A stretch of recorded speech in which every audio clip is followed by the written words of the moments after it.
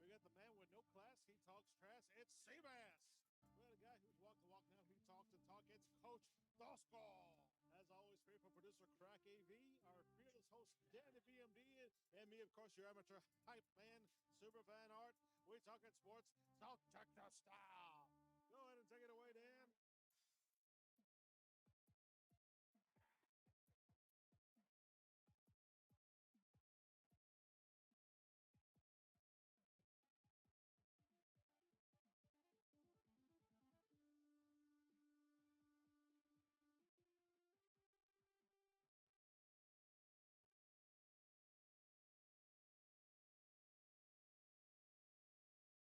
Been a while.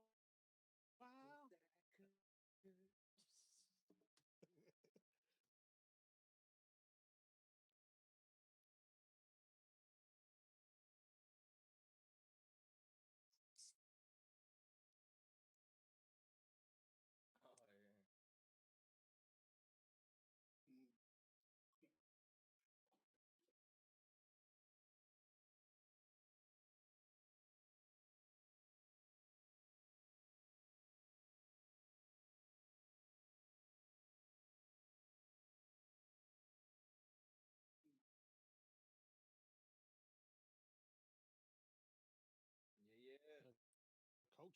Mosquito in the house. On the 19th of January.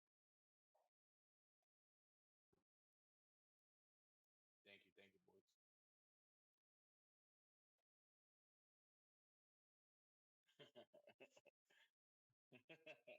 Thanks, guys.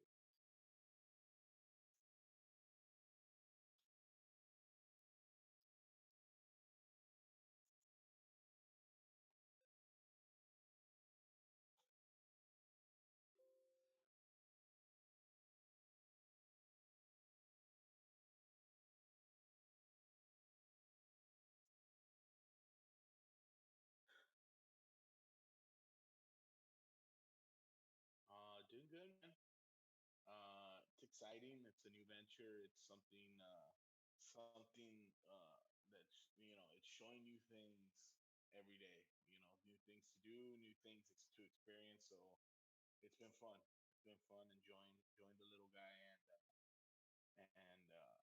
been here with him and watching some sports.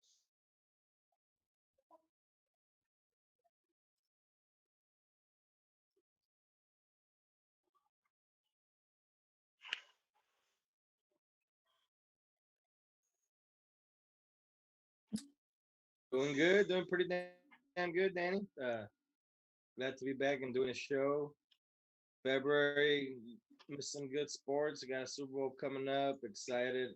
Definitely happy that we have RB4 in the house as well. Welcome to the Planet Low Man. But yeah, thanks for having me, man. Nice, nice. So, just so you know, Evan, I actually haven't recorded my voice until right now on OBS. Yeah, so I failed there. It's okay though. We're just gonna put it on YouTube. We can still see it live on YouTube, so whatever. Anyways, so going along the circle, talk about Crack AV. How you doing, man? I know you got a little change of venue, change of scenery. How you doing? Yeah. Hey, I'm doing great. Changed it up from Nevada to Texas recently, so um, it's been fun adjusting so far. Nice, nice. Yeah, we gotta. Yeah, we're obviously, still glad that you can join us and, anywhere and everywhere that you're at, dude. Mr. Superfan Art, how you doing, bro? Dog. And drinking a nice frosty beer, enjoying some good company with my buddies here. It's been a long time since we talked some sports, and we got a lot on our plate today. It's Super Bowl weekend. We also got a lot going on with basketball reaching the All-Star break. Mm-hmm. But in my Yeah. life, I cannot complain, bro. Life's been good. Just got to be safe, be smart. But how are you doing, Danny? You moved from like SA to like the dark side of the moon, or what? Yeah, man. Yeah, bro. I'm actually I'm the third Death Star. That's where I'm actually at now. Third one's a Yeah, champ. I float. Look, I don't know if you can see me. I can float.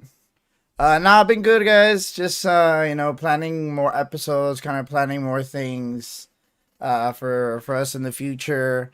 For our audience, just kind of know that we are getting some merch set up.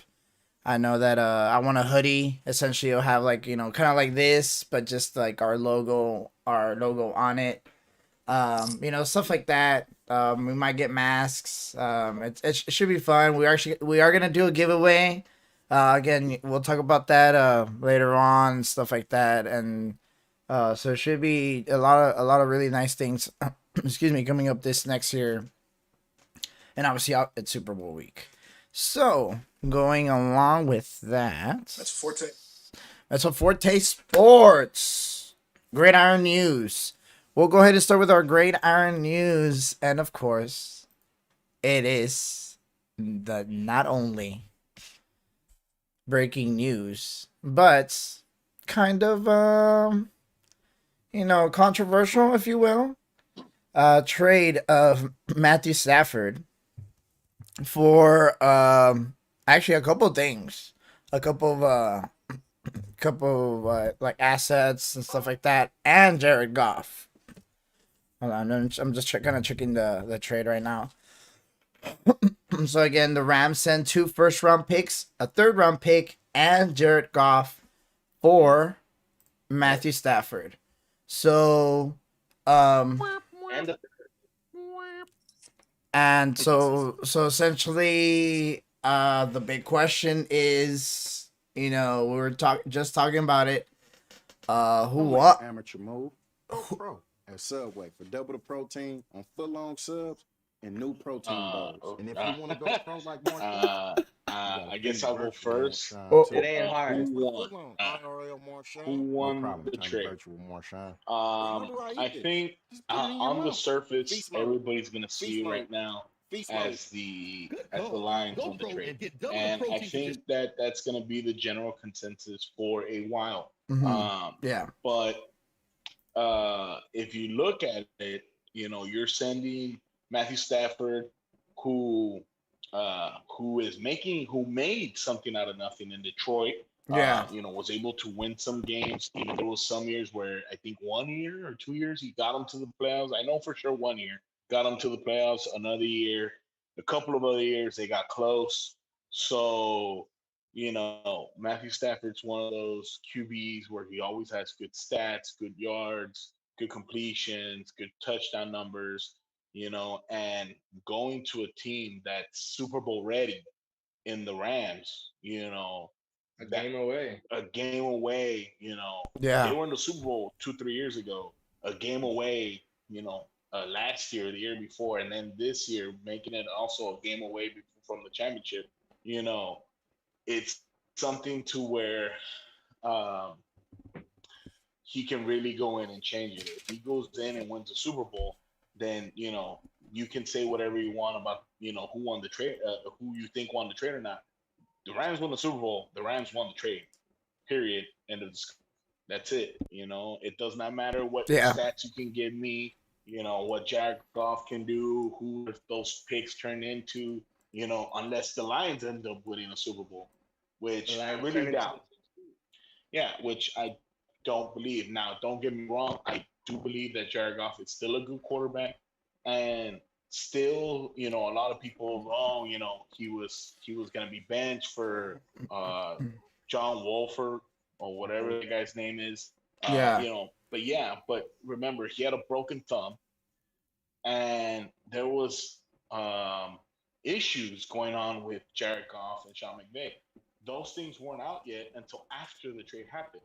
There was issues with Goff talking about McVay's girlfriend, wife, you know, throwing out, stuff out there about her. And then there was issues between them about play calling and about, you know, not being able to do this, not being able to do that, and throwing it in Jared Goff's face, and Jared Goff saying that he was ready, and Sean McVay saying no, you're not ready. And then and a lot of it, I read some articles where A lot of it happened that week 17 against Arizona when John Wolford went in, and Right. he actually had a decent game. He didn't do bad. He had that one pick, uh, but he didn't do bad in the game per se, and and he was able to run all of McVay's playbook without really knowing anything. And McVay went to Goff and told him, "Look what he did, and you couldn't do No. that." And so there was issues there, and I think that's why it was done. I don't think Jared Goff is a bad quarterback. I do think Jared Goff could continue to lead the Lions and still have good seasons. There's still some good weapons there. Uh, and I think that they're gonna give it a chance. I don't think it's time for them to rebuild, and I don't think it's time for them to rebuild this year. I think those two first round picks, those two first round picks aren't even for this year. They're for the year after, the next year, and the year after. So I think that they should not not get ahead of themselves and see what this year brings.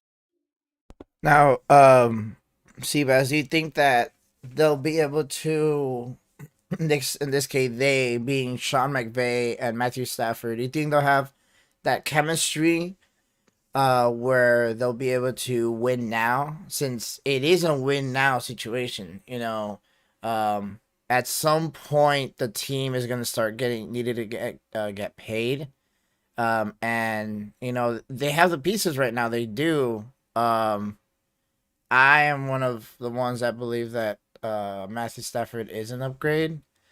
But what do you think? Do you think that there'll be a chemistry immediately, or they'll struggle a little bit until he kind of learns the system? And why do you think they wait for him? Well, I definitely think there's going to be some transitioning. I don't think it'll be a click right away, especially if they don't have a full off season because of COVID and they don't have all the training time that they normally would. But I do think that it's a good match. I do think that Matthew Stafford can play in Sean McVay's system. I do think if you watch Stafford play with the Lions over so many years, yes, he's a pocket quarterback. Yes, he has the arm, but he likes to extend plays. He likes to make the effort to get the first down. He gets pumped up. He likes the no huddle. He is a guy that could go into that system with the Rams and get that offense going, especially being able to utilize those weapons and having the deep bomb consistently. That's something that definitely I think we'll get it. They'll get it going pretty quickly. I wouldn't say probably in the first quarter of the season, but I do think it'll work. And honestly, Tosco came out with all the best or the right reasons why I think they did the trade. I think honestly, if there wasn't any issues with Sean McVay and what's his name? Jared Goff. Goss, Jared Goss. Yeah, Jared Goff. With his wife, I honestly think that he would be the starter next year, and they would have no reason really to cut him because I don't think he's had played to get rid of the guy. I think you have played to where you don't give him another contract, maybe, and maybe you want to avoid issues and want to get the most value out of him now. But because of everything else that happened, and because of Walford pretty much coming in and doing good, they just kind of had to part ways. And honestly, they gave up a lot to get Matthew Stafford. Um, Honestly, it might be a great move. I do think they came out as I do think the Lions came out as the winners here. Obviously, getting so many picks, getting a quarterback. But I think the biggest winner might be Matthew Stafford, just because he's been wanting to get out and win for so many years, and they dumped him in a perfect place to go for a Super Bowl run next year. So if he kind of makes the best of it and gets to work with the teammates and gets along with the coaching and has a good run next year, he could get the ring pretty quick. And he's very young; he'll have more shots. So Well, yeah, I think it'll work out. one question I have for you, Seabass, and being as a team, and it's gonna sound bad, but as a team who's had high draft picks and who's had draft picks and who has a good amount of draft picks this year, would you rather take? And I guess this is a good little lead in into I'm assuming Danny's next topic, which is would be Deshaun Watson. Yeah. which is gonna be: would you rather have the draft picks, or would you rather have a proven player? Because yeah, you can draft Trevor Lawrence, and he may be a Hall of Fame quarterback. There's no denying that, right? That could happen, you know. Yeah. Or do you trade for Deshaun Watson, who you know is a good quarterback now, who you can almost say is elite now? You don't know if he's going to be a Hall of Famer yet, right? But Yeah. uh, You know what he can do you in the know what he NFL now. can do. You know where he still could go. You know, would you do that trade? Because this is the question that Sean McVay has been asking himself for years. Why?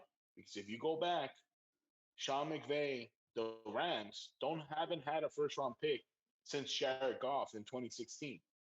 Because of So the trade and because of the Ramsey trade.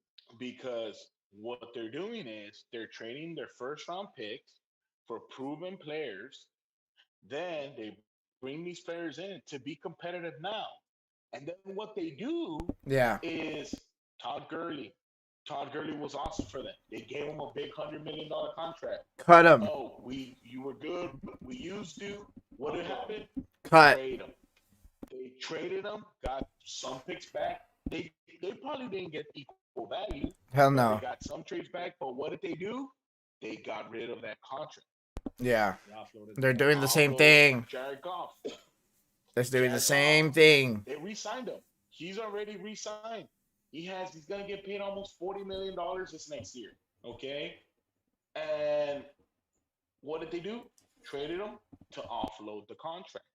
Now, yeah, they got back Matthew Stafford. They didn't get any picks, but now they got a player who they're not paying as much. Matt Stafford's still getting paid like 20 something million, you know. Yeah. But Yeah. He only has 2 years left of the contract. Yeah. yeah, I mean, it's still a big amount of money, but now they're getting him back. Now, obviously, we're assuming Matthew Stafford's going to come in and do good, and maybe Matt Stafford comes in as a dud. Yeah. Maybe it was a horrible trade, right? Yeah. Maybe Jared Goff goes for them. Maybe Jared Goff goes over there and he wins the Super Bowl. Awesome. But what I'm saying is, Sean McVay and the Rams have been given the opportunity to say, "Hey, we're giving you the chance to make mistakes. You sign somebody to a long contract. You know what? That person isn't panning out. Get rid of them. You know what? This guy is out there that we need, that we want. You know what? Let's trade our picks to get a proven commodity." Yeah, Rams. yeah. They could have gotten a bunch of guys that, through the draft that could have helped them. They could have changed. But again, it goes back to, yeah, there's been some drafts, some years where some first rounds in the draft are filled with Pro Bowlers and are awesome players. But then you have Rare. years, yeah, and then you have years where you have maybe two or three Pro Bowlers in the first round, and 2013. Yeah. yeah, and everything else is garbage. So that's a question that you got to ask yourself. That's a question that the organization needs to ask themselves, because That's the Rams exactly right. asked the It's a Rams asked complete. themselves, yeah, the Rams asked themselves, and they said, you know what, we're gonna go with proven commodities and not take chances on big chances on unproven players. They're still drafting their second, third, fourth rounds, whatever they have left, and they've been good. That's another thing. Those draft picks have turned out to be good. So, that's something that they need to continue, right? Because that's how they keep up with this depth. Because even if you look at this defense coming in, yeah, they have Jalen Ramsey, they have Aaron Donald, Michael Booker's, but they don't have linebackers. Those are rookie linebackers, first Yeah. year, second year. Tight ends were eating them up. The safeties, rookies. They lost Eric Weddle. He retired. They let go of Josh Johnson or Jaron Johnson, whatever. These are young guys that are coming in. The other corner is a young guy coming in. So these are guys that have been working out, and but that's a thing that organizations need to ask themselves going forward for, you know in the future, for Deshaun Watson, for example, that's coming up next. And Now, honestly, Tosco, one thing that it is gonna boil down to is that is a great idea, and I do like, and I am curious to see how the Rams effort or this new, I guess, strategy is gonna pan out. But they haven't won the Super Bowl, and the reason was in a lot of people's eyes because of the quarterback play. There was obviously a lot of factors into it, but at the end of the day, it doesn't really matter what philosophy you choose. When you have a good, great quarterback that can win a Super Bowl, it makes all the difference. Well, but So let me when tell you you, ask me, do you Seabass. want to have picks or do you want to have a proven commodity? It depends how proven a commodity. 2, 3 years in the league, getting some Pro Bowl, somebody like Deshaun Watson, yeah. Matthew Stafford, 10 years in the league, never won a Super Bowl, only's had a couple years being top three, top five. I'd rather get the picks. So it definitely depends on who you're talking about. So now, but now let me ask you this, okay? Would you rather be the Jaguars? Let's, for example, and I'm just using the Jaguars because this is a hypothetical. This isn't real. But let's say right now they have, two first rounders, two second rounders, two third rounders this year. Right. Next year you have two first rounders. You have another two second rounders. You have tons of picks. Right. You Yeah. have all these picks and you're drafting all these guys, and you haven't made it to the playoffs and you don't make it to the playoffs for the next 5 years, for example. But the Rams have traded their first round picks since Jared Goff, so we're going on 4 years, and there's going to be another hypothetical 3 more years without a first round pick. So it's going to be 7 years without first round picks, right? And would you rather have a team that has all these picks and drafting all these prospects and oh, we have all this potential, but you don't make it to the not I'm not saying you're not winning games. I'm just saying you're not making it to the playoffs, you're there, you're 8-8, 9-7, close, close, close, or be the Rams who made since 2017 have made the playoffs every year. They made it to one Super Bowl. They were a game away from another. Would you rather be that kind of franchise who, yeah, they haven't won one, and maybe the quarterback's the issue, but they've been in it for 4 years, or be a team with all this potential, all this upside, all these picks, but don't make it? What would you rather be a Well, fan of? Fans' that's perspective. the thing. What you would rather be a fan of is always going to be winning, but it's the strategy. If you have all those picks and you don't mess up and you end up being the Chiefs, I'd much rather be the Chiefs than the Rams. It all depends on how it pans out, obviously. Well, yeah, obviously, You and of can't say you have the course. picks and it goes bad, or you go this way and it goes good. What do you prefer? I mean, no shit. I'm gonna go with what's good. But if what's bad can turn into a legacy that's gonna work for many many years of winning sustainability, more than three or four, like six, seven, eight, nine, So 10. would you rather take a 1 in 32 chance of a legacy, or take maybe A a lot of good smaller? years in the NFC or AFC Championship and no Super Bowls. I'll take the 1 in 32 chance of the legacy. Really? Yeah, why do you want to be the Eagles before they won the Super Bowl for so many years? What do you mean? Why the Eh, Eagles? or any team that goes with 10, 20, 30 years without winning a Super Bowl, they will give up anything for the chance Jaguars? to win one time. So if you're telling me 1 out of 32 to make an actual legacy, hell yeah. If you tell any Patriots fans, hey, let's go back 30 years, you and your grandpas and everyone, y'all gonna lose, Yeah, but Tom Brady wasn't a first you're round gonna pick. dominate for 20 some years, they'll probably take it too. Instead of one or two Super Bowls every now and then, or never winning a Super Bowl like the Rams so far. Well, I mean, it just goes back because you could say, and I get it, and I get it, Exactly. but it goes back to saying, the Giants fan. It's like if you look at it, these last what 4 years, the Giants, though, if you look record wise, they've been the worst team. It's the Giants and the Jets are tied for the worst. But 5 years ago or 6 years ago, they won a Super Bowl, and it's like, are you, as a Giants fan, are you happy? Are you sad? Like, what is it? Like, it was a surprise Probably Super happy. Probably happy. Bowl.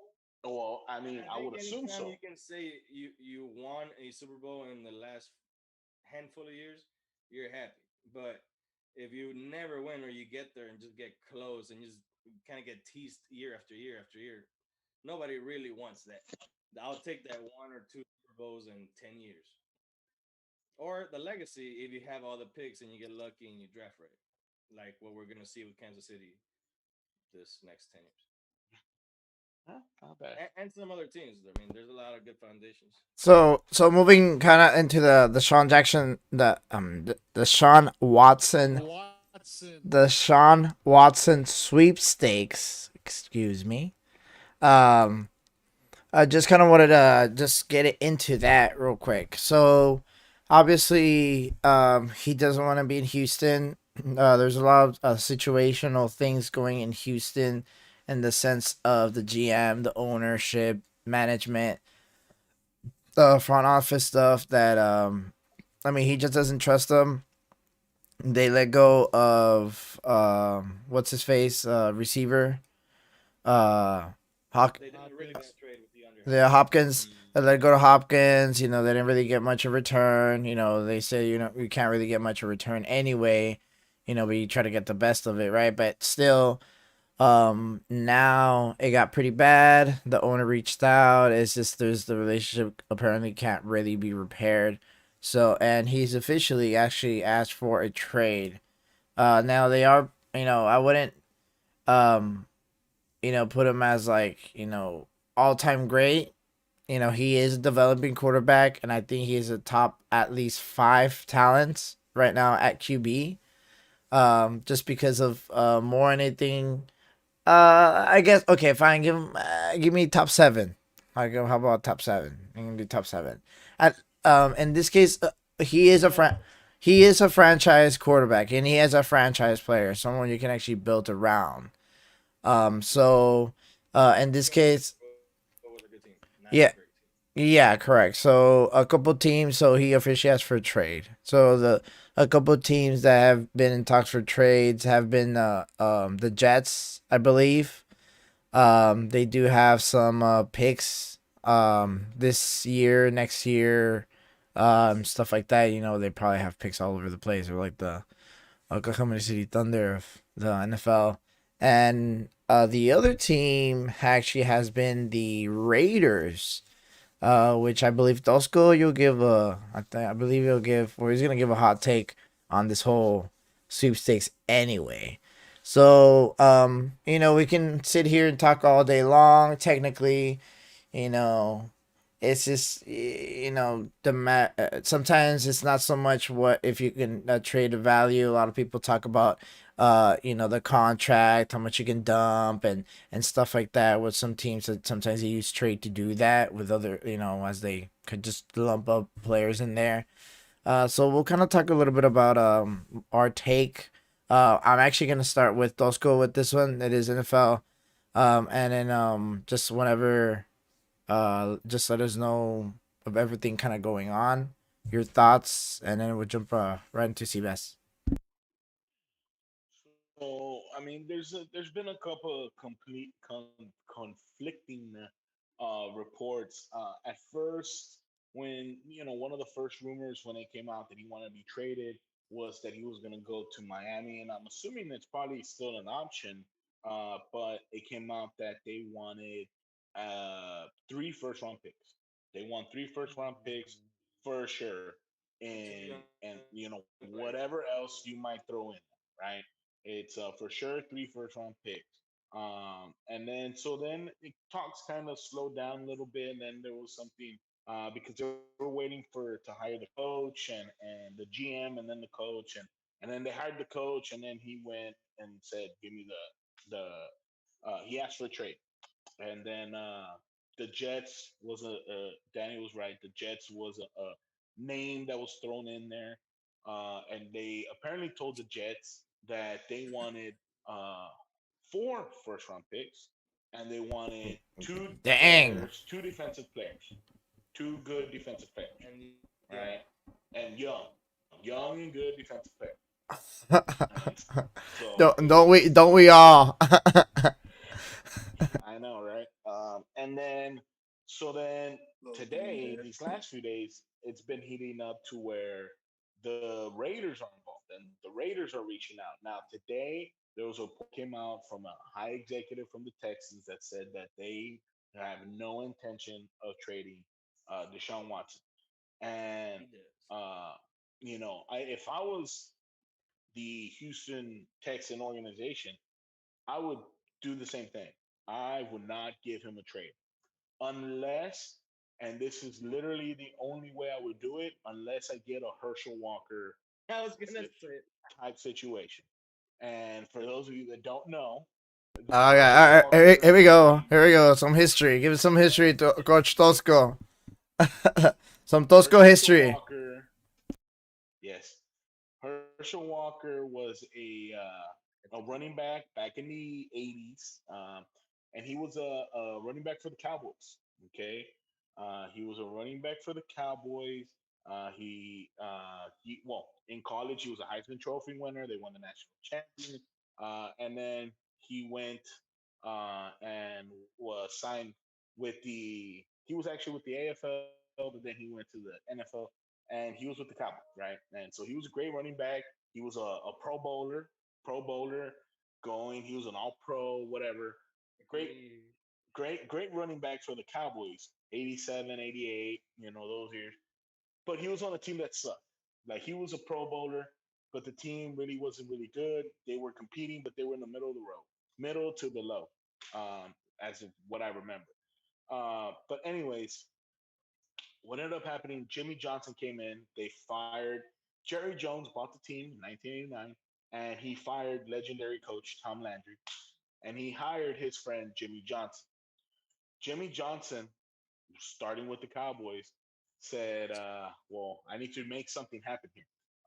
So Cowboys sucked in '88, and in '89 they had the number one overall pick, and they drafted Troy. And that year they went, I think, 1-15 or 1-14. Cowboys sucked, right? And so even with Herschel Walker, and so Jimmy Johnson said, "You know what? I need to trade. I need to get picks. I need to get players that are good. I need to fill out this roster."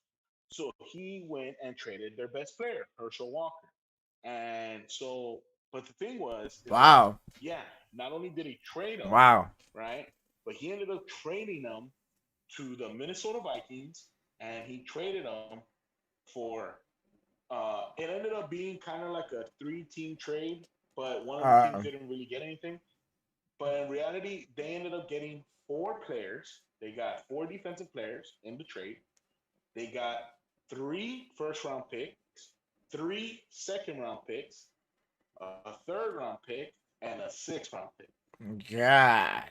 So they ended up getting about Wow. 12 players for Picture the Herschel GM Walker. like no, throw in a third, no, and the sixth. Yeah, throw in a third and a sixth at the Uh, end. uh, uh, uh, uh, you gotta have Mr. Irrelevant, right? Yeah. And so they traded Herschel Walker and they traded uh, two thirds. They did give him two thirds back, different years, and they gave him a 10th round pick. Back then, the NFL draft would go, I think, what, 12 rounds or something like that. Yeah. Now they reduced it, but it was Wow. uh, 12. they God. gave him a 10th round pick. So basically, like a seven, threw him in there, gave back to the Vikings. So Jimmy Johnson ended up all those trades. Jimmy Johnson ended up some of those picks he used, some of those picks he traded away. He traded away those players. He got more picks, and that ended up becoming the legendary Cowboys of the '90s. He drafted Emmett Smith. He drafted Darren Woodson. He drafted Kevin Smith. He drafted Russell Maryland. He drafted the following year Michael Irving. So because of that trade, it set the foundation for the Super Bowl that the Cowboys won in the '90s. So, with all that being said, that's kind of what the Houston Texans want. Uh, so the last I don't know. few things that I they don't know about did, all that. Like, I mean, I mean, it's a I well, know show. they want it, bro. I just know the I was last, gonna the say, I last, mean, wanted is wanted, but well, the last rumors coming out was that they, the Raiders were talking to the the Texans about it, about the trade, and so apparently, what this has caused is I don't think the Texans want Derek Carr, the quarterback from the Raiders. Okay, what's happening is they ended up what's happening is other teams are now interested in Derek Carr because it's kind of Las Vegas is kind of putting it out there that we don't really want Derek Carr, we want Deshaun Watson, or we want another quarterback. So now there's other teams that are interested in Derek Carr. So what the Raiders are doing is they're trying to trade Derek Carr and receive Trading car. trade Carr for two first round picks, and then use those two plus two of theirs and send four first round picks for Deshaun Watson. So that is the latest rumor of what they want to happen. A lot Uh, going on there. yeah, there's a lot going on with Would Deshaun Watson. that be Now, enough for the Texans to do it without the players? I think it's way more than enough. I honestly, in my opinion, Four first, yeah. if you're trading for first round picks for Deshaun Watson, you are, especially unless you're a team like the Rams, who basically have it all set up and you just need to put in that piece. If you're the Rams, do it. If you're the Raiders, if you're the Dolphins, if you're the Jets, you are setting your franchise up for failure. Deshaun Watson is a good player. He's a good developing player. He still hasn't reached his potential. He's good. He's winning. He can take you to the playoffs on a good team. Deshaun Watson hasn't played on bad teams. This year was the first year he played on bad teams. And how many wins did they get? Oh, they ended up with a third overall pick. Yeah.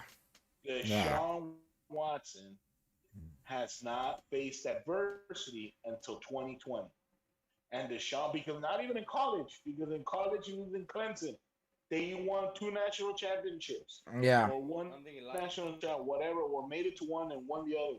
And he was the best My player. If point you could being, argue he was the best player on both championship teams, but but yeah, both teams, and even against the teams they were playing against. The yeah, thing is, Deshaun Watson is not a player right now that you can put into a franchise like the Jets and turn the Jets around. He's not a player that you can put on the Raiders and turn the Raiders around.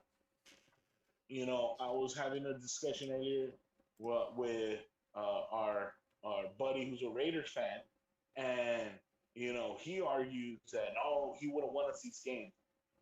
The games that the Raiders lost last year were not because of the quarterback.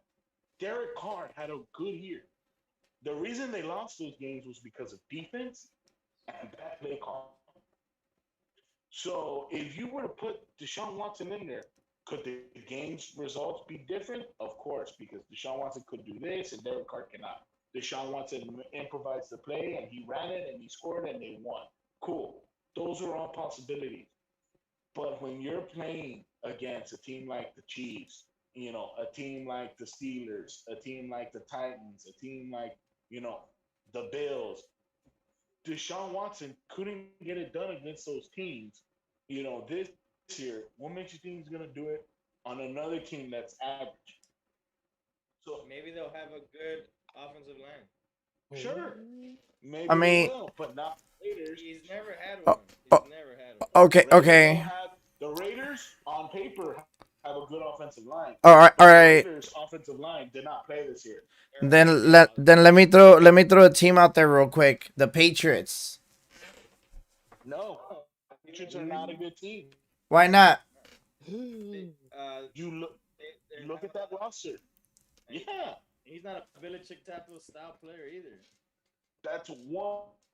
He doesn't fit the system. Two, that roster, that team, and I was actually listening to another podcast where they were saying like they were talking about how Brady's in his 10th Super Bowl and how it's crazy how Brady still has it, and we saw it last year with the Patriots. He had that team go 12-4. People are looking back and saying that team, that Patriots team last year, was probably the worst 12-4 team on paper anybody's ever seen. That roster is horrible. Okay, those players are not good. You saw it this year. That offensive line is not good. Yeah. That defensive line could not get pressure. God knows they have all these linebackers that they throw in and out. Their safeties are the only good ones. Those are McCourty brothers. The quarter Other po. than that, The only reason that offense functioned was because Brady got the ball out of his hands in 3 seconds. Yeah, he could just. exactly, Yeah, exactly. He like covered for the three step mistakes drop of the back bad line, done. covered for the bad receivers. Those receivers, I mean, Yeah, really? and Gronk. Yeah. Gronk helped him out a lot. And those When running healthy. backs, don't get me wrong, I was like the those running running backs. backs had their times. I was like, yeah, and the running backs helped a lot, especially the running catch of Whitehead, Exactly, exactly. Whitehead, The running backs have talent. James That's White. why they James were White. able. He was able to win. James White. That Super Bowl when they won against the Falcons, it was all Deion James Lewis White. back in the day. Hmm. I mean, my point being is Deshaun Watson is not a team, is not a quarterback that you can put on a bad team and make it a Super Bowl contender. I Roscoe. know a lot of things. A lot of people are talking about, oh hey, but if I was my team, if I was the owner, I would want to trade him and get him because he's a great quarterback. Yeah, he's a great quarterback on a good team. You cannot take him out and put him on the Jets, on the Raiders, on the Bengals, on the Dolphins. the the the Giants. That's not gonna work. That's not how this So works. Tosco, I You have a know. scenario that I've been meaning to ask you because the only reason it's not happening, or I think it's not happening, is because of obvious uh, rivalry issues. But would you think that Deshaun Watson putting enough pressure on the Texans and not playing would make them consider uh, trading him to a team in the same division? Because I think much like the Rams, the Colts are a Deshaun Watson away Oh of yeah. maybe, Oh yeah, Uh, I and don't think. they have the picks, the capital, they can get him a new contract, but dude. he's in the same division, so it's obviously not likely. Well, you have to think about it like this. Okay, Texans. If you trade Deshaun Watson, obviously you're rebuilding. You're gonna trade all your best guys. You're gonna trade all the guys that have big contracts. You're gonna get rid of them, and you're gonna start over and get as many draft picks as you can, and try and build it up again. So realistically, Deshaun Watson has what, 3, 4 years left on his contract. The Texans have to sit down and think, Fifth year option three. huh? They're using the fifth year option, then they'll have two because he's still in his rookie contract. Deshaun Watson's not in his rookie contract. They already gave him the new contract last year. Did they? Yeah, Yeah, they gave him yeah, a Yeah, before they the yeah. They they gave him a agreed on that, contract. and Yeah, probably Yeah, because it's of like a hundred or some mil or like, no, I yeah, don't. he got he so whatever for team. his 5th year option, Yeah, they gave him a new contract. perfect. So, but that's what I'm saying. So now think about it. If I'm the Texans, I'm gonna say, okay, Deshaun Watson has a contract for, let's say, 4 years with the Colts. Let's say they trade him to the Colts. In those 4 years, are we going to be competitive enough to say, hey, we're going to be knocking on the Colts' door to win? If you say yes, then don't do it. If you say no, then does it matter? Wait, what kind of GM and coach would say no to that? In 4 years, I don't think we'll still be competitive. What the hell are they doing in that position in the I first can place? sit here and honestly tell you, Seabass, that's a question that they ask themselves all the time. And The you know what? process, You want to know bro, why? the process at You Philly, you want to know know. why? Exactly. And now let me tell you why, Seabass, and it goes back to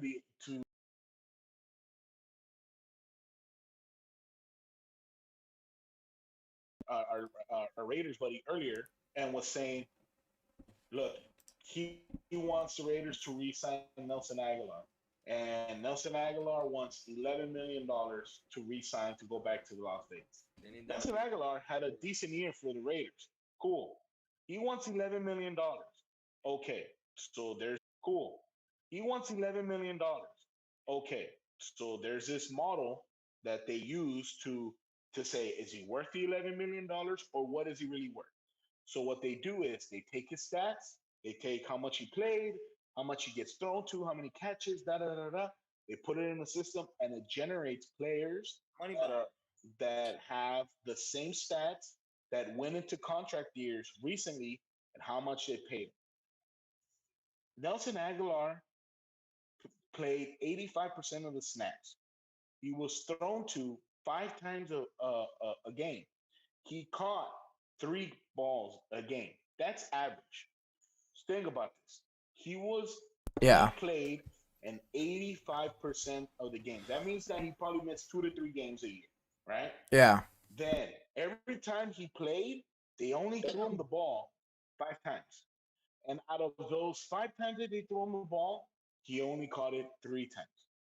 The average they play, though they pay a receiver who does that is Ah. think about it. Exactly. You're paying $10 million a year to a receiver who's gonna be on the field to catch 3 balls. That's why Belichick I mean, On Sunday. so it goes back to that, Seabass. Decisions you make. Now, are the Raiders gonna bring in an Allen Robinson who is gonna get paid $20 million because he has 1,000 yards? They throw him the ball 12 times a game and he catches it 10 times a game. He misses, he misses 1 to 2 games a year. If he doesn't have a year-ending injury like he's had before. And so, but okay, so now, see, guys, now with your hesitation, this is where GMs go and say, "Well, you know what? I don't know if I want to pay those 10 million. You know what? I'd rather go get that little scrap over there on the Jets. He had a decent year. Let's go bring him over for $5 million. Hey, are we gonna be good? Nah, probably not. So we'll see how this guy acts. That's how GMs do it, see that. They don't go based off of, I want the best player. Everybody wants the best player. One, can you afford them? And then can you fill out the rest of the roster? Or that's one of the things. But you need to get players to fit to first off to sign, to put in your roster. Then do they fit? How are they? Da da da. Do they fit the scheme? Their GMs and coaches know that sometimes this is gonna take a year, 2 years, 3 years. They know that they're not gonna win. Now, I'm not saying that they're expected to say this year we want 3 to 5 wins. Next year we want 6 to 8 wins. Next year we want 8 to 10 or 9 to 10. And you build up. If you hit it, awesome. If you don't, then you redo your goal. But yes, of course they do that. 2 decades. Exactly. Because they couldn't reach their goal. And so kind of. So, Well put. All right, guys. So just final thoughts on that, Tosco. Deshaun Watson shouldn't be traded for more than 2 first-round picks, and I still think that's a lot. And I would only do it if you're a team that's in contention for the playoffs, you know, and you're not losing too many players and too many things needed, for your team to succeed. Because Deshaun Watson's not going to do that for you. Yeah. He's not a Mahomes. A Mahomes changes the game. Yeah. He can go in. Mahomes. Every time the Chiefs are in a game-winning drive situation, that Mahomes is gonna do it. Yeah. You just know it because he's done it. He can do it. He knows how to get it done. Yeah. And he never looks rattled. Deshaun Watson, I haven't seen that from him. He's done it a couple of times in the regular season Yeah. against the Jaguars, against the Bengals, against the Browns. Never against. He beat Mahomes. Yeah, sure, he did. Uh, But last year he did. Meh. Yeah, but he did it with a good team last year. Yeah. This is what happens when you lose players. Wait, where are and you don't getting get. this whole thing that the Texans were good last year? I don't think they were that good at all. Their record was good, but they were very, very, very lucky in a lot of those games. Well, They were not running maybe. the ball. The defense was in the bottom third. Honestly, that whole division last year was super competitive. At at all. At all. There's a lot of they lost some key players,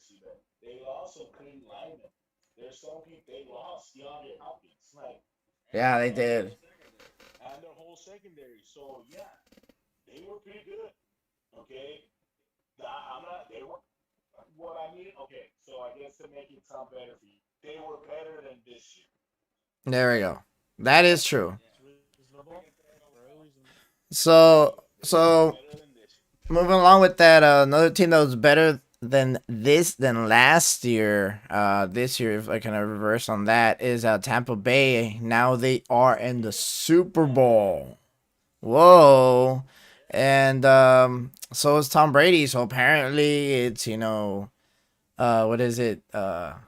Death, Texas, Spurs in the playoffs, and Tom Brady in the Super Bowl as well. That is all for certain. In this case, it is the old school versus the new school, for all purposes intended. We talked about Mahomes, how he changed the game. Tom Brady is another guy that changed the changed a little bit. The game a little bit. Um, he doesn't have enough fingers in one hand for all his rings. I mean, man, that's crazy, especially in football. I don't even think anyone would ever be able to replicate that ever again. It is actually the Super Bowl already. Super Bowl Sunday 2021. Obviously for the 2020 year, but I never thought it would ever actually get to this point. I'm kind of excited. This is actually gonna be a very good one this year. It's been a while since we've actually, yeah, the weekend is playing halftime. So just kind of summarize, it's gonna be Super Bowl. Was it LV Super Bowl 55? Yeah, Super Bowl 55. Roll the numerals. So it is actually on Sunday. Obviously, February 7th. At 5:30 p.m. Central Time. So if you're at Pacific, it's like 3:30. Eastern is 6:30. Um, so in this case, obviously it's gonna be at Tampa Bay. It is gonna be the first Super Bowl. There's a lot of first on the Super Bowl. It's the first Super Bowl with the home team playing in their own stadium. No, that's actually hosting. Obviously COVID, right? I mean, limited in person audience, right? So that, but there is that still that home advantage feel, if you will. Um, at least with the players going on. So it is gonna be on CBS for you guys that whatever your local channel is. And we'll just kind of we this for now we'll talk a little bit about it, but we are actually gonna do a segment probably on Friday. It'll be our actual Super Bowl um special podcast. Everything will be kind of Super Bowl. We will all wear, shirts and everything like that. We'll talk Super Bowl everything. Go over trivia, do some games. It'd be pretty cool. Talk about all that stuff. But in this case, just kind of want to get your thoughts on just preliminary thoughts.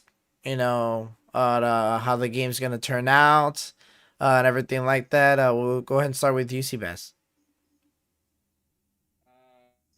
Well, this Super Bowl, I think, kind of some of the things you mentioned, Danny, it is not lacking in headlines at all. Having the It's the youngest weekend, up and bro. coming It's the best weekend. quarterback in the league against the best defense, having just literally picked them up and all these players and just turn their team around compared to a team that has been in the Super Bowl a couple times already in the last couple of years, hasn't missed and has been on fire.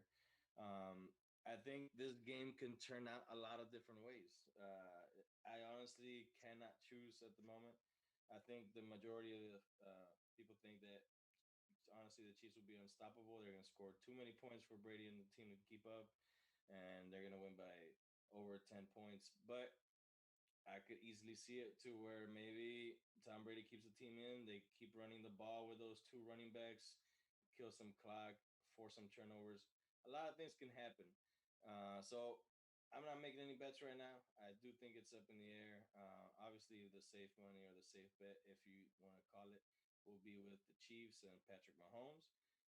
There's no way you can really stop Tyreek Hill, Kelsey, Mahomes, all the different venues with the read options, and that defense has been playing pretty damn well the last couple games, stepping up, and honestly has been covering for that offense the end of the season. So I do think the Chiefs will win. Personally, I wouldn't mind seeing Brady get one more ring, especially with the Bucks. Go Tampa Bay. But yeah, I would say Chiefs are gonna take this one. The legacy is gonna keep going. But I mean, I would love to see a overtime. That's all I'm saying. I just want to see a good game to the end, especially with these two quarterbacks. And for today, we'll do the picks. We'll do our actual picks on like the next episode. But that's good to kind of hear some preliminary stuff because I'm still. I was like, yeah, give you more time to think about and everything. So it's I don't know, it's gonna be pretty cool. I'm gonna like it. I think everyone's gonna kind of like it too. It's gonna be fun, but I think this Super Bowl is gonna be actually pretty good. What about you, Tosco? What are your couple cents? Well, I still don't know. I still haven't come up with a winner. I still haven't picked Yeah, who I think is gonna win. I and I still, you know, haven't really, I've been, still doing some research and reading up on some things. But I'll yeah, tell you this: if you were to look at the rosters and you look at the Chiefs rosters on paper and you look at the Bucks roster on paper, if you go and take out the quarterbacks, you scratch out Patrick Mahomes, scratch out Tom Brady, the Bucks roster is leaps and bounds better. Leaps and bounds. They have Skill positions and everything way yeah. better overall. Position by position is better than the Chiefs, hands down. There is no doubt. Come on. There is no doubt about that. Now, you J throw in the name Patrick Mahomes. JPP. You throw in the name. You throw in the name Tom Brady. Now, how much does it change the roster? Okay, because Ah, there is the new school and the old school, like y'all were saying, you know. But Tampa Bay is one of those teams that has been having that roster for a couple of years now. yeah, They've been yeah, one quarterback away. They got the quarterback this year. They really have. The team hasn't changed. yeah. They haven't had like a big free agent signing other than Tom Brady. He brought Gronk, but Gronk hasn't had a Gronk year. And And he's for not the reason they're there. and They're not the for reason why he's there. for net Exactly. They for signed Antonio Brown, but Antonio Brown hasn't really done much. yeah, and But for he's been in the net playoffs. he has he Yeah, but yeah, he gets like in the flat. yeah. Yeah, in the flat, but also este como se llama Fournette. Yes, He Leonard Fournette. He's been playing better. He's been playing better. Not really good, but yes, better. and he's becoming the reliable starter because throughout the year he wasn't. Yeah, Because I kept on giving crap to Seabass for drafting Leonard Fournette in fantasy football, and he never even played for like the first, for few real. weeks. Anyways, That was round 11. 11th. There you go. So the point being is, yes, Leonard Fournette starting to come into his own, but Antonio Brown is having better game. But it wasn't because of those guys that they're having a better year. The team has been the team for Yeah, the for a while. last For a since while with they Mike drafted Evans and all them. they drafted Antoine Winfield, great pick. They drafted Devin White last year, awesome pick. Drafted Murphy Bunting, another corner, very good. They've been drafting good. They've had good free agent signings in the past few years, and they're translating. They drafted Vita Vea, awesome. They traded for McClendon, another D tackle, when Vita Vea was down. All these things are panning out for them now. So that being said, I think if the Chiefs come out and play 100% A game perfect, the Chiefs are gonna win. Yeah. If the Buccaneers, even if the Buccaneers come out playing Boom. A game perfect, if they both bring their A game, they're at the top. I think that if the Chiefs don't play at their A game and they play below it, the Bucks will win regardless. The Bucks are gonna win. If the Chiefs don't Uh come out and play 100% perfect, the Bucks are gonna win okay, yeah. I get because it. the Bucks are a type of defense that, especially in the playoffs, I've been watching them and God, they're just. It looks like a team that's faster. It looks like a team that's hitting harder. They are giving hits. They are faster than everybody else. They're catching everything. They're running through everything. They're blocking everybody. They're going through it. One of the main matchups, and it's cliche because you hear it all the time, especially from the big boys, the Bucks defensive line versus the Chiefs offensive line. The Chiefs have some injuries. Their two tackles, they're all pro tackle Marshall Schwartz and their Pro Bowl tackler Eric Fisher, former first overall pick, are both hurt, both out. Marshall Schwartz could come back. That's still a big question mark. If they're missing the two starting all pro tackles and you're going up against Shaquille Barrett, you're going up against JPP, you're going up against Vita Vea, McClendon, all those guys, it's going to be a tough time for Mahomes. Yeah. It's going to be tough. Especially if you're running around and like, cause they can catch up to you, like all of them. And yeah, and I think Travis Kelsey is not going to be a factor because those Oh two wow. linebackers are are are lights out. Devin White is a superstar. Levante David has basically been the best middle linebacker for the last, however long he's been in the league. He's been one of my favorite players. I've been telling everybody Levante David, Levante David, Levante David. Nobody ever listens because he played for the crappy bus. He is awesome. Those two guys are gonna shut down the middle of the field. At least that's what I'm predicting. So it's gonna be, can Mahomes get it to the recruits down the field? Is there enough trickery that the Chiefs can do? Ooh.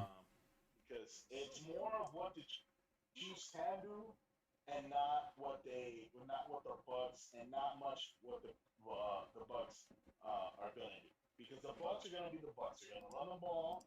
They're gonna run the ball, and they're gonna look for the passes down the field. And that's what I was And kind of waiting for you to mention. How do you think the Chiefs defense, specifically run defense, is going to do against that running attack? I mean, they do Do have you Chris think the Jones. Captain's going Who's to be able to control the clock the whole game, or they'll just get maybe a couple good I, drives? if the Bucks are smart, and I'll give you this, watching the Chiefs, some of the Chiefs games this year, the Raiders beat them once, and they were able to stay in the game second time. Why? Because they kept Mahomes on the bench. They had long drives where they ran the ball, little dink and dunk, first down, and throw a nice deep pass, run, dink and dunk, run, dink and dunk, pass, touchdown, boom. That took 10 minutes off the clock. Mahomes would come in, boom, boom, boom, boom, boom, boom, 2 minutes off the clock, touchdown. Cool. But now the Raiders come back, boom, boom, boom, and the Raiders were able to stay in the game. Then the Raiders were able to make a stop here, a stop there, and they won the game. The second time, they couldn't make that stop. They couldn't make that stop, and they lost it at the end. Mahomes drove it down the field and won on the last play of the game.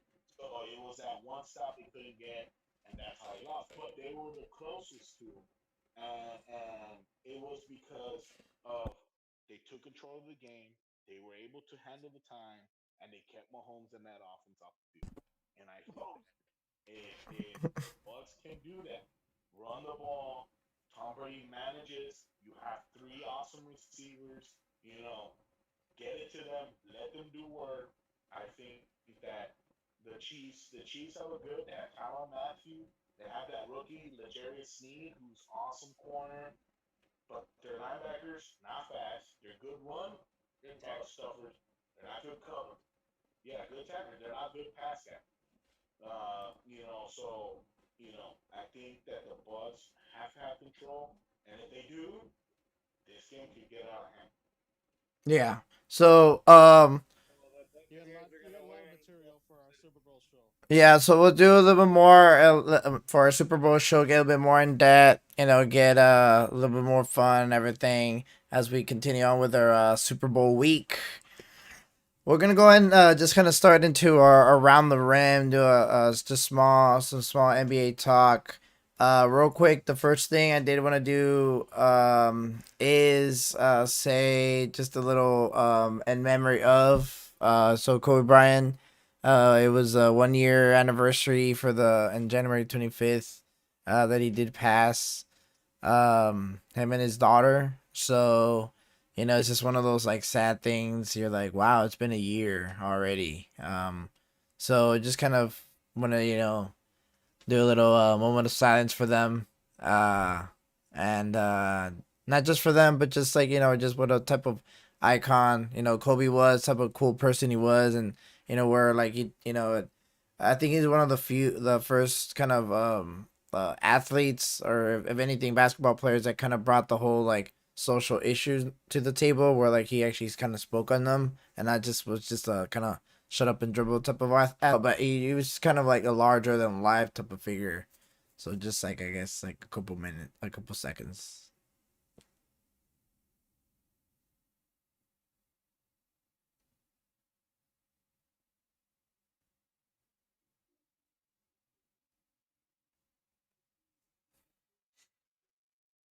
All right, guys. So just kind of going around the rim. We're gonna go and talk about the net experiment with Harden. So in this case, right now we're seeing essentially no defense and very high firepower. I mean, these guys are going like 130, 140 a night. But they're getting 125, 130 a night. Which is fine if you're in the East or whatever. But you know how they say, at the end of the day, defense wins championships. Especially when you're like at those very very tight games. Just gonna wanna get your thoughts on that. We'll start with UC Bass. Yeah. So honestly, the experiment for the Nets, I think from the very, very get go, we kind of assumed it was going to be an offensive experiment more than anything, and that is panning out. Like you said, they are scoring a lot of points, blowing some teams out. I think they're in the top of the East right now, or probably top three. I think they might, whatever. But I do think that defense, especially is when new players come into the team, it takes a while to Oh gel. no, It takes a while to they get are. the They team. are. I'm sorry. They are. I had a feeling. I checked it yesterday or this morning. But regardless, I think the defense might come. I'm not gonna say they're gonna be a good offensive team or in the top at all, but I do think that maybe once they have 25 to 30 games in, they'll be able to transition better. They'll be able to trust each other better. They'll be able to make more plays while they keep scoring. So maybe this experiment could maybe pan out a little bit more in the later in the season. Right now, they're doing very good. They won over, I think, 13, 14 games. I do think the Nets are going to be a threat to keep winning a lot of games if they keep overpowering these teams. But that is the key. If they can't stop them and they only rely on scoring so many points, the moment one of those goes down or there's some injuries, you're gonna have a streak of losses right next to Or that end. Kyrie goes missing again. Exactly. So it's especially with the kind of players you're talking about. But yeah, I do think I am intrigued and I want to see what happens. But I think maybe the defense will get better. I do think that if they stay healthy, they'll be able to win a lot of games. Just I don't know if there's enough to compete in the playoffs and win best of seven that often. And what about? Was they're better than what they were. Yeah, I mean they did make the playoffs last year, right? Didn't make the bubble or no? Yeah, yeah. They did. So I mean, it's not the same team. I know they trade obviously a couple good pieces. With the Harden trade, but how about you, That was Dosco? This is not a sustainable way of playing games. I and it I can tell you the I can give you examples of the Phoenix Suns in the 2000s. They would score, God, I don't know how many points a game, and every time they would meet up against the Spurs, and the Spurs would shut them down. They could not get into their flow. I can give you the Rockets from a few years ago. They scored 120, 130 every game. Couldn't go make it past the second round. You know, the thing is yes, so far it's working, right? Yeah. Since Harden joined the team, they're what? They're 7-3. Yeah. They're 7-3 since Harden joined the team. They're 7-3, Wow, that's pretty good. and it's pretty good. They're Wow. averaging they're averaging about 123 points a game. Some games they get Damn. up to 147, 149. So, but I'll tell you this: yes, in the East, you're gonna be able to outscore all these teams. Okay, when you're going up against, the Cavaliers, the Hornets, the Raptors, who aren't very good this year, the Bulls, the Knicks, the Magic, the Heat, who aren't very good this year. You Magic. know, when you play all these teams, yeah, when you play all these teams, yeah, you're gonna be able to score them. Now, once you start going up against the Celtics, the Bucks, and the Sixers, who are some of the best teams in the East, you're gonna Mm-hmm. start either you're gonna get into a offensive matchup like with the Celtics. When they play the Celtics, it's gonna be whoever gets to 150 is gonna win. The Yeah, and it, Celtics don't play much defense neither. yeah, no, seriously, they go to like OT and like they go to either double OT, whatever. They don't care. Exactly. And then, but the Bucks, yeah, the Bucks and the Sixers are the ones that where you're gonna have to see, okay, how are they gonna do against them? They're gonna be able to keep up, okay? Because those teams are better defensively. They are better defensively, and they are able to at least shut down one of the main three guys that the Nets have. Now, once they go up against the teams in the West, like they did today, they played the Clippers. The Clippers held up. It was 124 to 120, I think. The Nets beat the Clippers.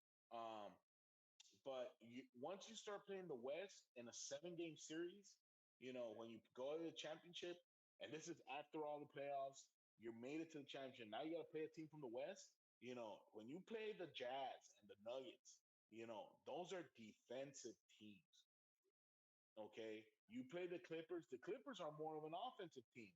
Yeah, they They're not are. really a tough, rugged out team. No, The Lakers are not really a defensive, grinded out team. no, they're more like a rim The protector.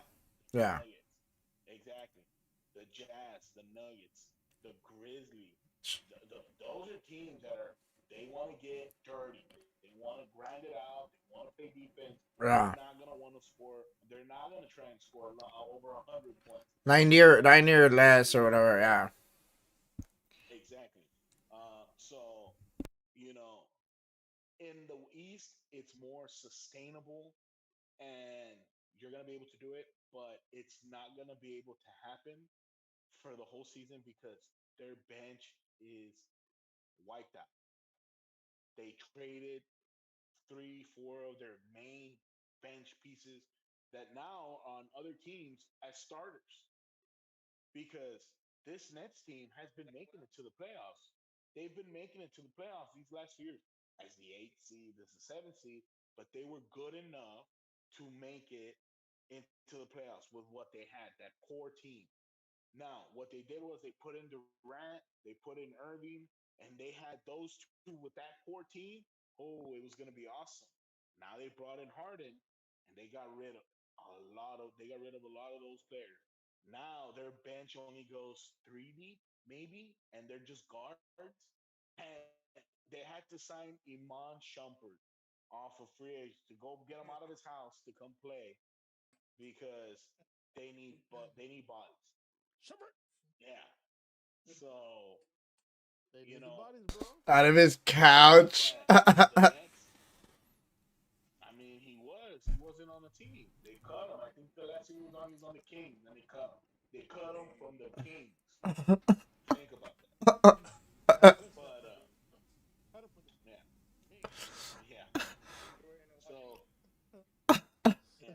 Well, I think uh, I think that the Nets are gonna play the 76ers on Friday, so that's gonna be a game to watch. Oh, 7:30. nice.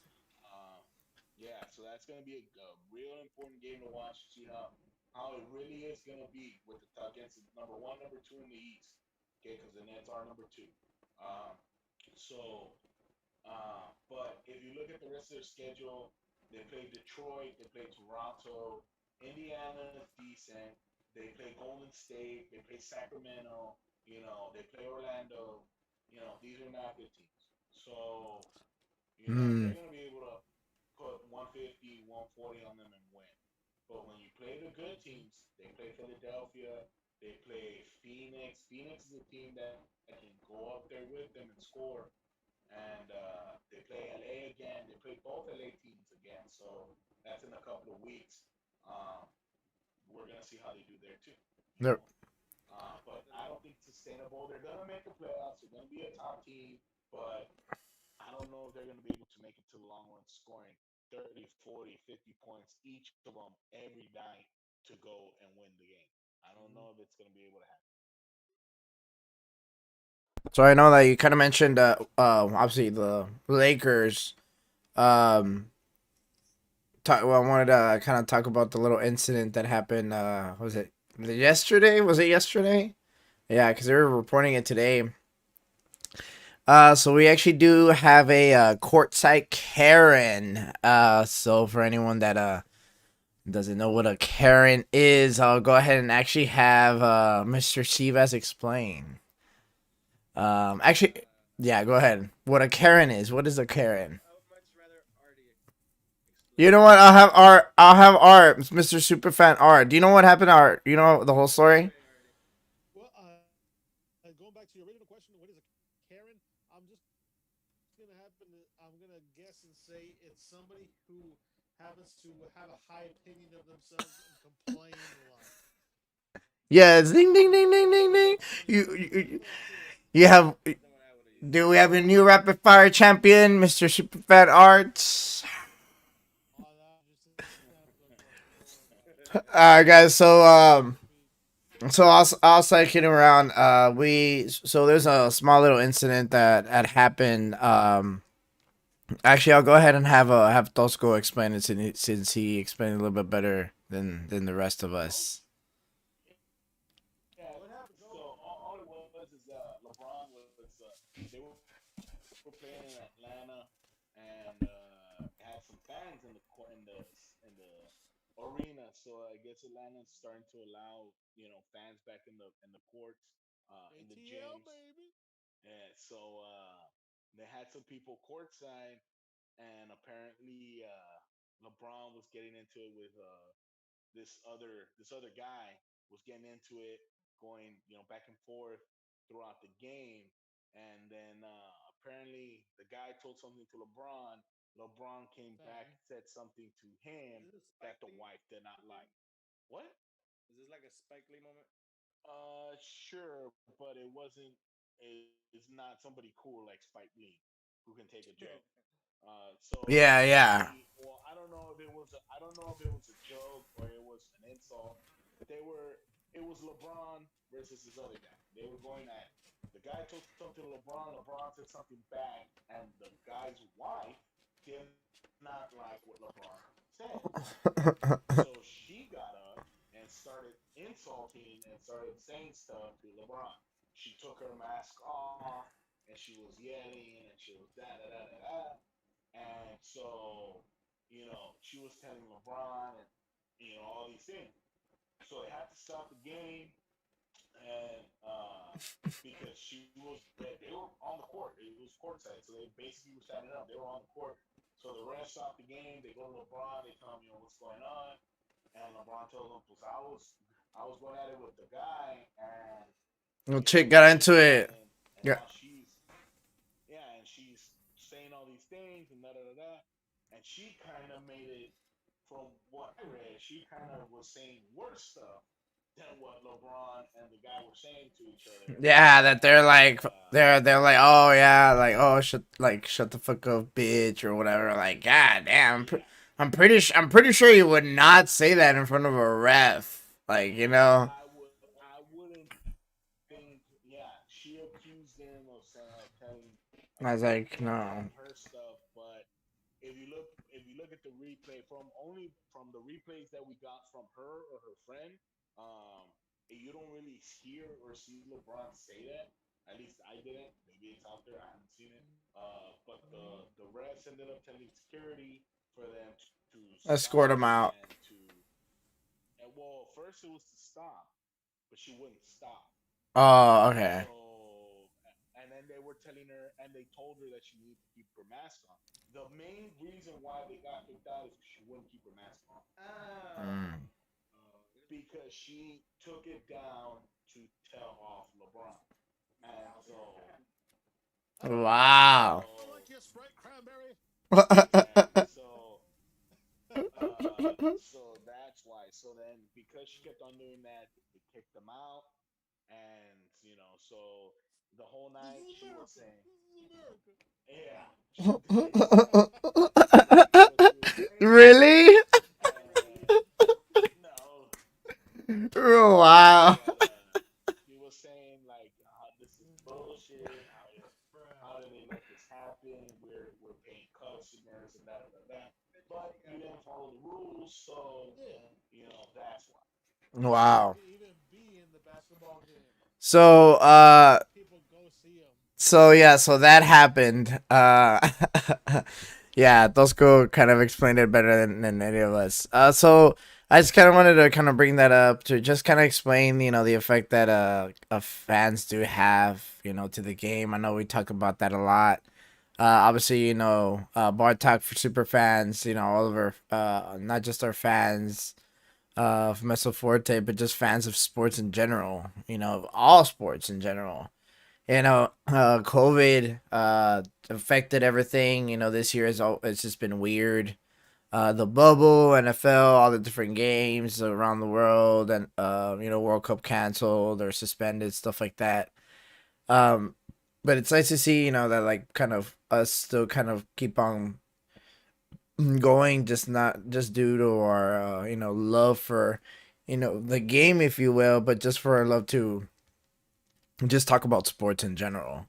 So just kind of wanted to bring up that in this case, obviously fans have the effect where you're used to 25,000 plus 10,000, 15,000, even 10,000 people is a lot of people. Where like stuff gets muffled here and there, but now they're letting in what, like, I think it was like at the game there's like 1,000 people in the audience.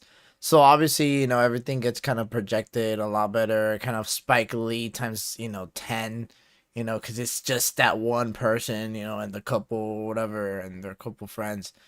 So just want to, I don't know. What do you think? Obviously, we don't want a Malice in the Palace type of situation ever again, but, what do you think about, fans being able to kind of talk smack, to athletes? Has always been a kind of ongoing debate.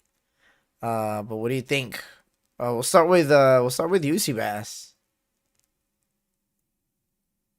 I mean, what do I think about fans being able to yell and express Well, first of all, a couple. to athletes? So it'll be two things. So the first one is the whole Karen situation, what your thoughts, what you think, and then the second one is what you think about the fans, on the actual court side. Got it. So regarding Karens, I believe I'm with the maybe 5% or the 5% of Karens that cannot stand them, cannot stand entitlement to that kind of attitude.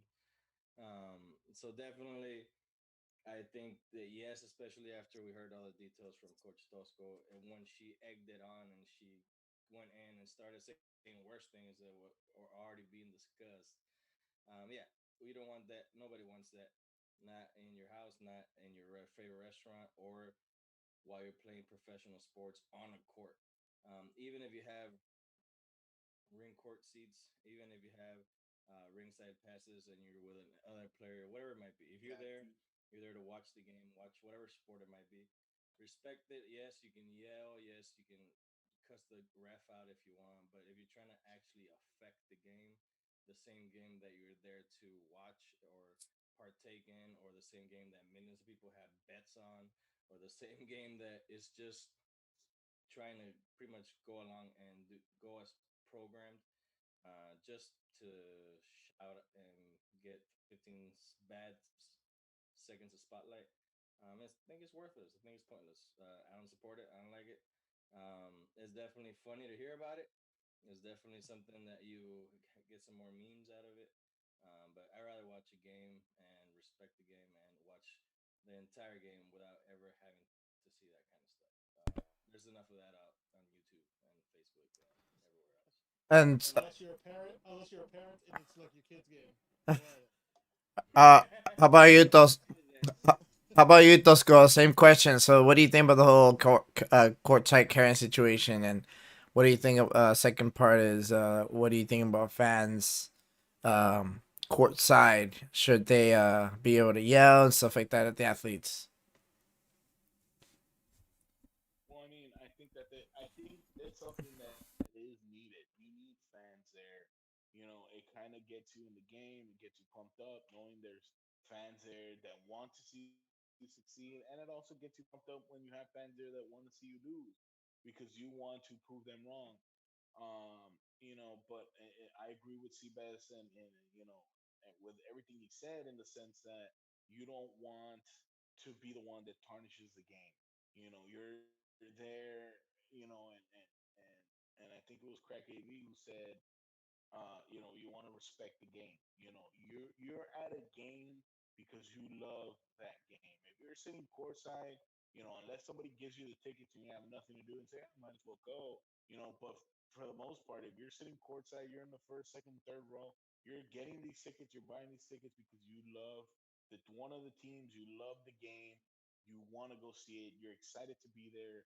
Why are you gonna ruin that and disrespect it by doing this kind of situation? You know, now if you know this whole courtside Karen thing, I wouldn't expect any player to go ahead and go at a fan without being provoked. I don't think has it happened? I'm sure it has, but I don't think it's something that happens very often at all. Because it's gonna go back. It's gonna come back to the player. It's gonna be that that reputation and that negative connotation is gonna come back to that player, by the fans. Of course, if I'm there and LeBron comes to me and tells me, hey, da da da da, and tells me off, and I didn't tell him anything, of course I'm gonna spread the word and I'm gonna put it on social media and I'm gonna say this and I'm gonna tell the guy next to me to post it and I'm gonna take video. You know, I'm assuming, living in today's world, I really don't care. I wouldn't do it, but I'm a person who isn't lives in this world in this day and age would do something like that. But other than that, you're ruining the game, and this it hasn't come out yet, and they haven't said, but this woman and this her husband, what if they're banned? Now you can never go back and enjoy this game again. You know, and if Yeah, you're true banned from the that. arena, that means you can't go back there for Liability. anything, concerts, anything, Yeah, any event. So you're ruining that for yourself. So if you're going there, it's because you're a fan. If you don't want to go there, then don't go. If you don't like being there, then don't show up. You yeah. know. But if you go fan, be a fan, cheer. Cheer for, cheer against, whatever. But you don't need to go disrespect. How would you like if you're at your job and somebody's there and me as an educator, you're there and oh ah, man, I made a mistake, and then somebody's there, boo, you suck. I don't want that. You know, Send those you know, things. yeah, it's gonna be kind of crappy. Word move. Yeah.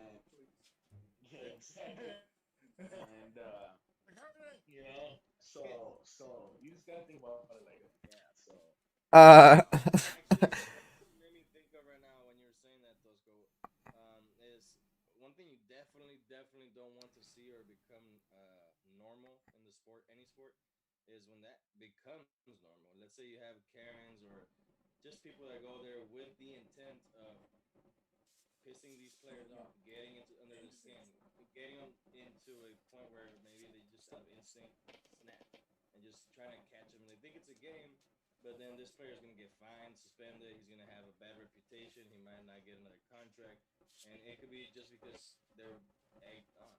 I'm not a manager, a coach. I don't own a team. I don't hold NBA superstars to a higher standard to where if someone's pissing you off in your face, you don't respond.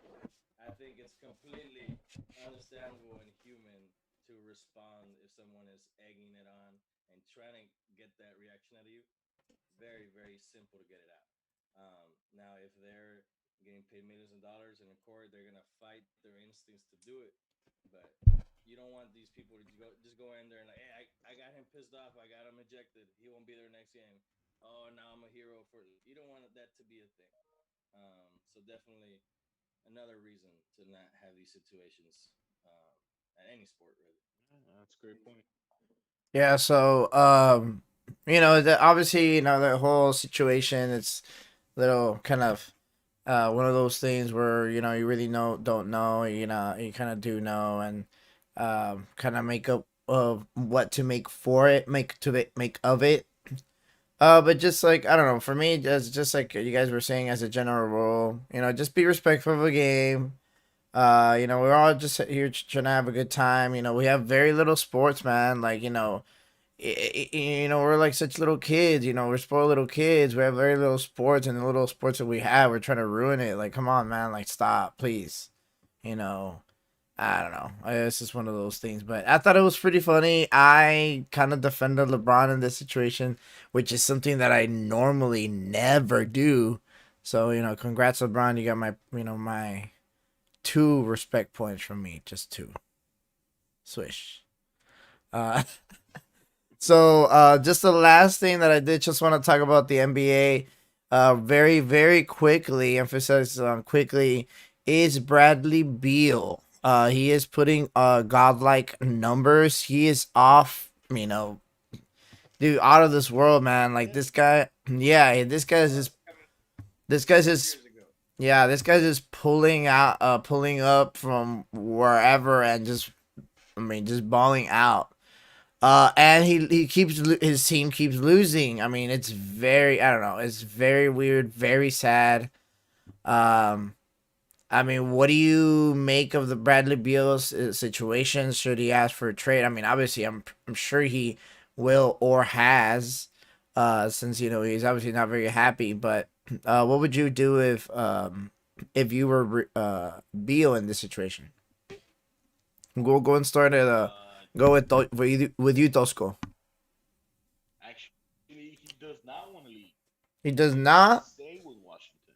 But well, what does he want? Uh, Okay, then okay, cool, perfect. Then what does Bradley Beal? You being Bradley Beal. What does he want? What do you want?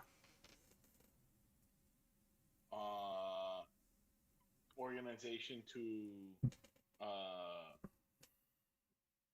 to build the team around him. Um, he wants to stay with the Wizards. He came out yesterday or today actually. He's not interested in the trade. He's frustrated with the situation, with the critics, with people saying, "Hey, you need to get out." Why? Dang. Why do I need to get out? That's what he's saying.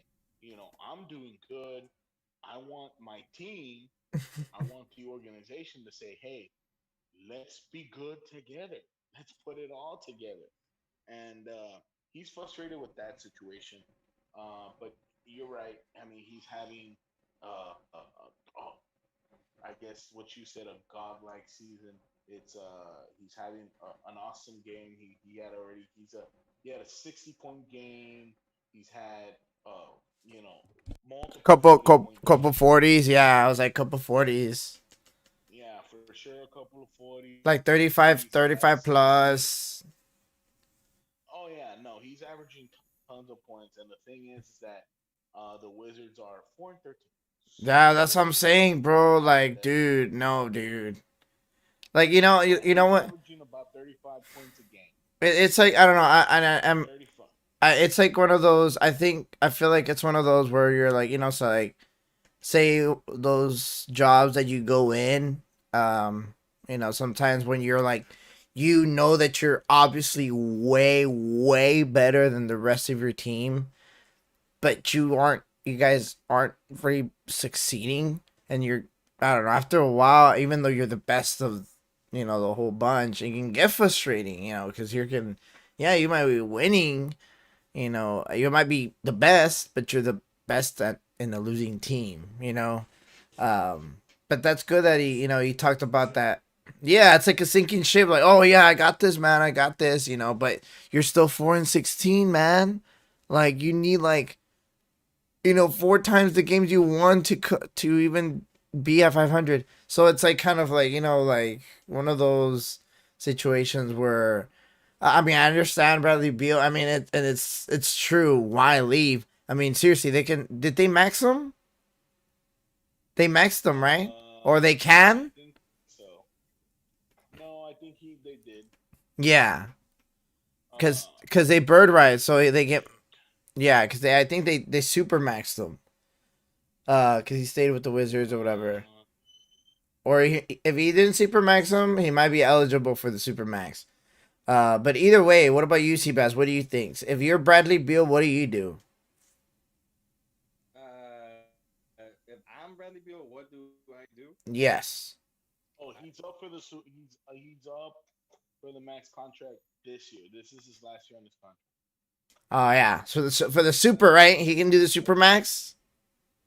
He can do the super max. Yeah. I think this year. Yeah. Honestly, I would get out of there. If I think I had a lot of good basketball left in me and I was putting up these type of numbers, would I want to ideally stay? Hope that Washington Wizards put good talent around me, make good moves, give me my money. Yeah, I would hope that, but I wouldn't foresee a championship with this team. He's already been in the league 5, 6, 7, 8 years. Honestly, he has a lot of interest. He could garner options or some interest from a lot of teams that could be competing. That could be a Bradley Beal away from being a very well-rounded team that could go far in the playoffs. Yeah. So if I was him, I'd try to find the better option. But if he's loyal, if he has the players he's been playing with forever, coach, whatever, and wants to make the team work, power to him. Hopefully it works out. But we are talking about the Wizards, and they do need a lot of All right, guys. So I'm actually gonna pass the mic to Mr. Superfan Art. What do you think about everything going on, man? I know we talked about, obviously Kobe, the whole Harden experiment, Bradley Beal, and obviously your court. Sorry, Karen.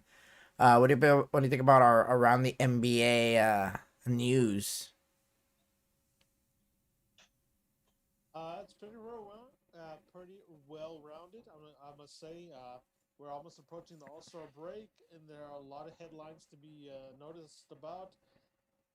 There's a couple of teams are currently on winning streaks. I think it's what the Phoenix Suns and who else that are currently like on a hot streak right now. Potential contenders. Who knows? Dark horses. Uh, The so Utah Jazz were on like a There we go. Yeah, 9 game Utah. winning streak or 10 game. exactly, Utah Jazz. Don't get me wrong. I'm following the Spurs. They're having some ups and downs. Yeah. Unfortunately, they couldn't beat the Grizzlies, who were on like I don't know how many game hiatus because there were COVID regulations kept them from playing like I don't know how many games. So they were like fresh. Spurs were not. Uh, but it's getting interesting coming to the All Star break. Let's even see if there's even an All Star game. Could this be the first year they don't have it? I don't Yeah. know. Seriously. Uh, oh, fix my camera. There was no Yeah, protest. I think today they came out and said that they it's about 75 to 80% that they will happen. So and Oh wow. are they? So they're not gonna have like the dunking contest. None of that. None of that. None of that.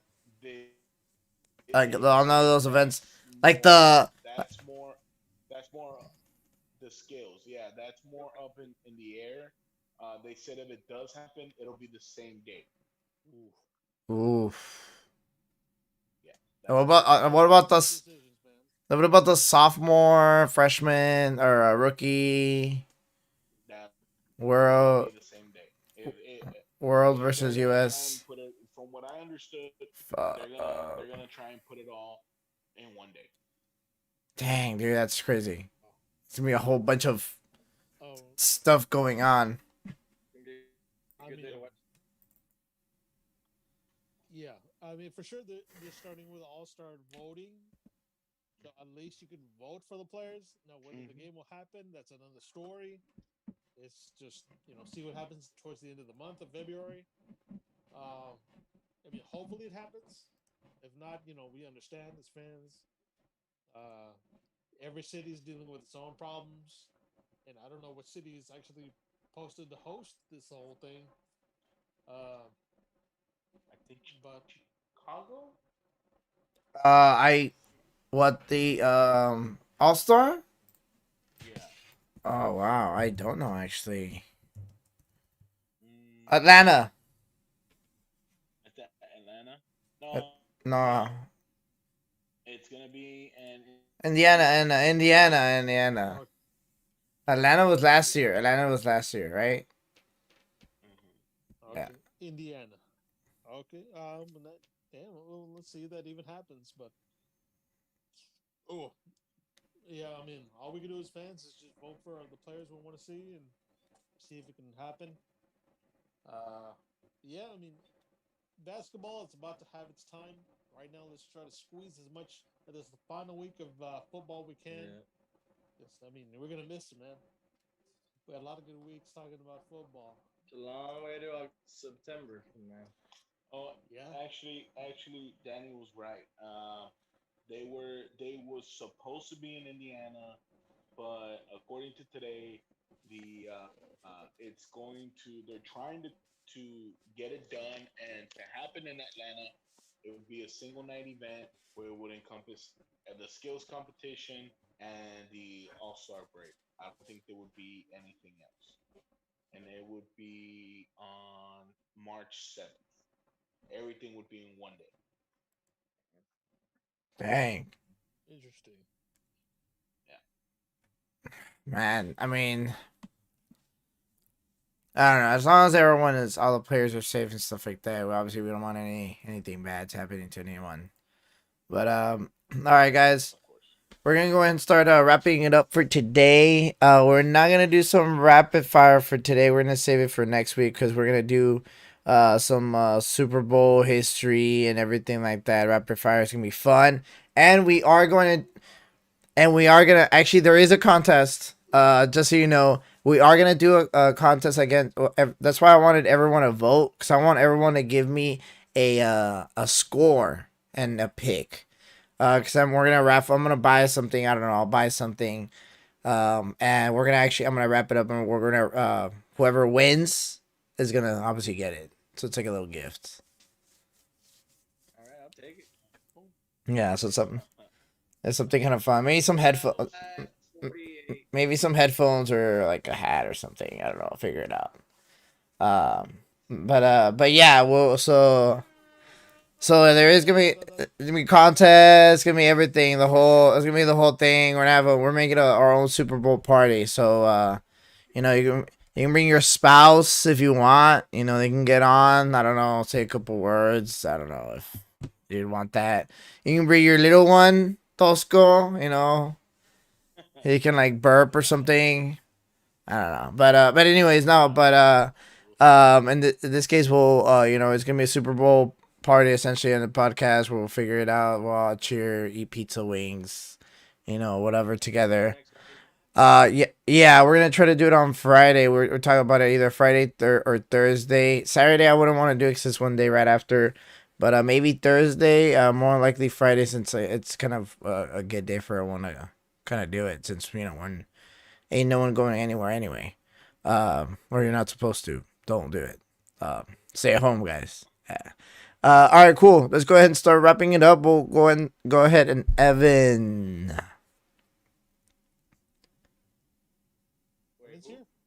Yeah, go for it. All right, guys. Let's go ahead, and that's gonna be it for this week's episode. Hope y'all can chill with us next time.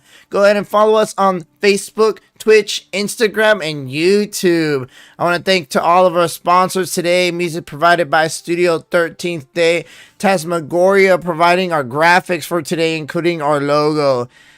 Just want to say this is Danny BMD signing off, saying laters to everyone. You guys have a good night, good evening, and good morning. Go ahead and take it away, Art.